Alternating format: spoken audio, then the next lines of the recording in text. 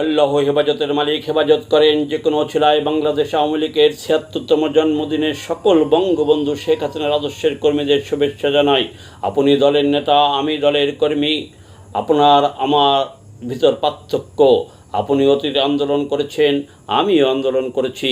দলের সুদিনে আপনি টাকার পাহাড় বানিয়ে ভালো গাড়ির দামি বাড়ির মালিক হয়েছেন, আর আমি আমার মতো অনেকে মধ্যবিত্ত থেকে গরিব হয়েছে, গরিব থেকে এখন মিসকিন হয়েছি।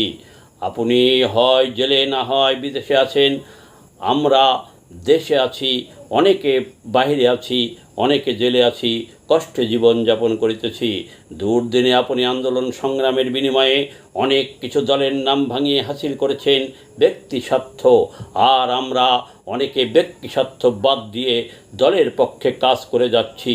এটাই পার্থক্য। আপনিও বলছেন শেখ হাসিনার জন্য বাংলাদেশ ধন্য, আমরাও বলছি শেখ হাসিনার জন্য বাংলাদেশ ধন্য।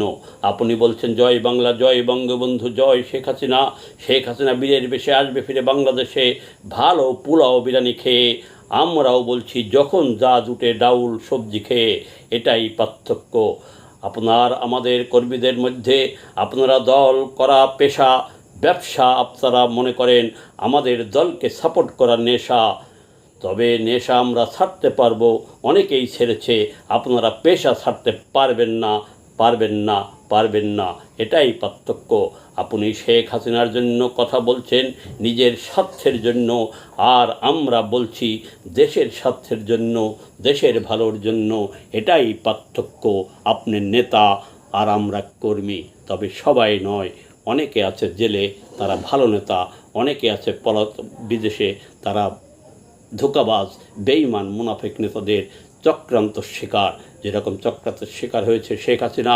বর্তমানে জয় বাংলা স্লোগান, বঙ্গবন্ধু, ভালো নেতারা তারা সব চক্রান্তের শিকার, আমরাও চক্রান্তের শিকার। ইনশাআল্লাহ সত্যের জয় এবার হবে।